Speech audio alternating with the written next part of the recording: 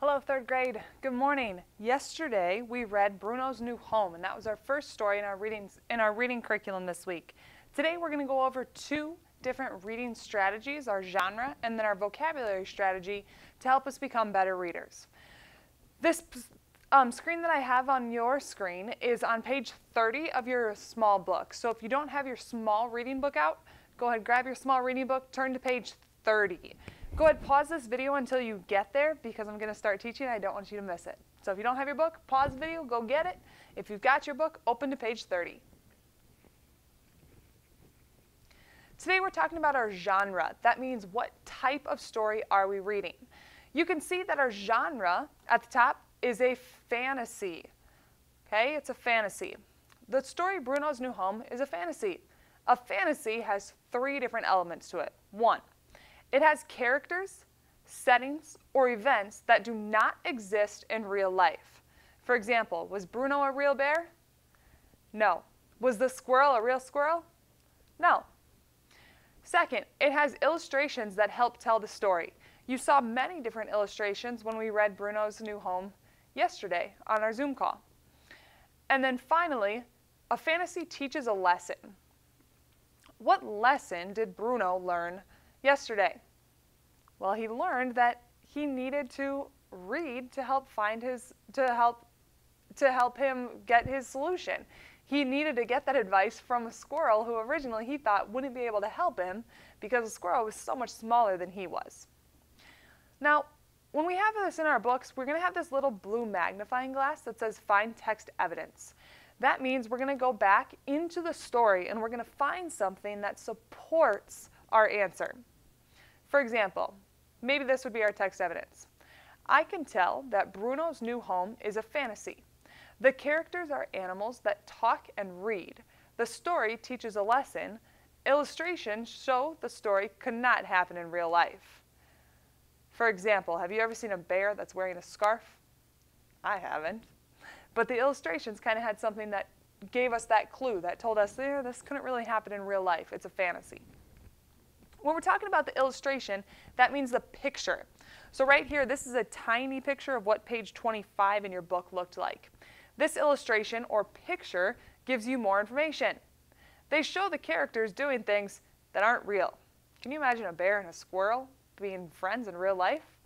I can't. Now go ahead and take some time to think. Describe two examples from Bruno's New Home that help you know it is a fantasy. How do you know it's a fantasy? We already said we know the characters couldn't read, or we know that the characters aren't real. What else? Maybe you're thinking about the fact that it has pictures. Maybe you're thinking about the fact that Bruno learned a new lesson, right? All of those kind of help us show that this is a fantasy story. Tomorrow, we're going to read another fantasy story called Wolf, and we'll see what that lesson is as well. Now, if you go ahead and look at page 31, I'm on page 31 now, we're going to talk about our vocab strategy. Now, yesterday we talked about our 8 new vocab words. Today we're going to do a worksheet to write some sentences with those words. But we also want to talk about synonyms. Synonyms are two words that have the same meaning. In Bruno's New Home, you may read a word that you don't know. Use its synonym to figure out what it means. For example, on page 23, I'm not sure what grumbled means. I see the word growled in the same sentence. See, it was right down here in your book.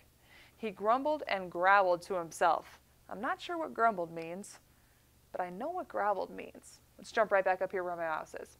I know that growled means to make a deep, rumbling sound.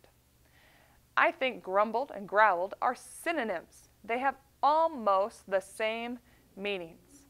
Now I know what grumbled means. Okay, so grumbled and growled, they mean the same thing. Those are synonyms. Can you think of any others? Like if I told you the word big, what would be a synonym for that? What would be a word that means the same thing as big? Maybe you thought of large. Maybe you thought of huge. Those would both be correct. Those are synonyms. Many words have multiple different synonyms. It's not like there's just one. Okay? For example, if I said it was cold outside, What would be a synonym of the word cold? Maybe you thought of the word freezing. I'm cold, I'm freezing, right? Those mean pretty close to the same thing. Today, you are going to have an assignment that helps you practice those synonyms. So in Google Classroom, when you click into your reading assignment for today in iExcel, it's going to look like this. Right here it says, which word is a synonym of small? Which word also means small? If I click it, it's going to go ahead and read that to me. Which word is a synonym of small? Size, tiny.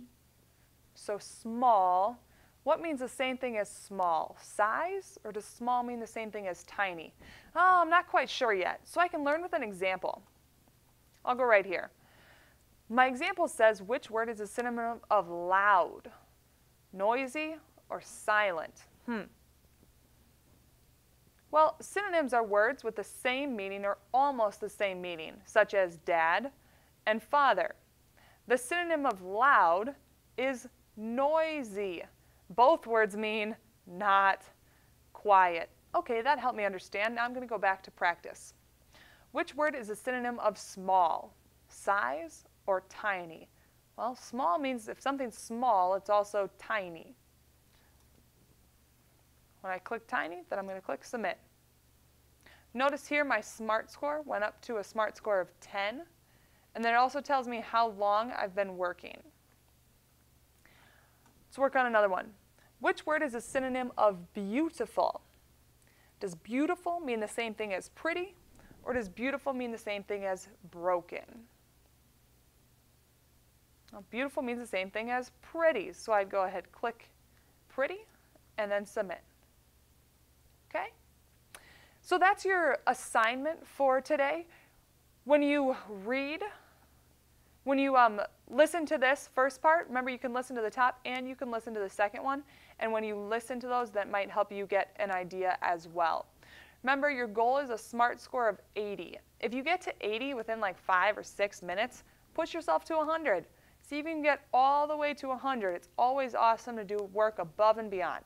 Then, if you are working and you're really struggling and you're not quite getting to 80 yet, make sure you work for at least 30 minutes. So if 30 is here and you've worked really, really hard for 30 minutes and it's not at above 80 yet, that'll still be really, really good hard work for the day.